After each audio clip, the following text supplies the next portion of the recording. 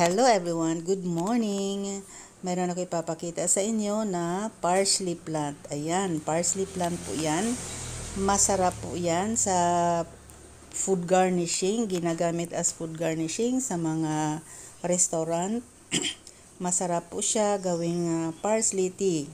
Ang parsley tea po is good for stress reliever or anti-stress. Ang sarap ng parsley tea. Okay? And then, sa pagkain po, masarap ang pagkain kapag mayroong parsley kasi napakasarap ng amoy na mo blend sa amoy ng pagkain. Ganyan. So, ganyan po kahalaga ang parsley. So, sana'y masubukan yung uminom kahit 2 beses or 4 na beses sa isang linggo ang pag-inom ng parsley tea. Maganda po siya para sa digestive system.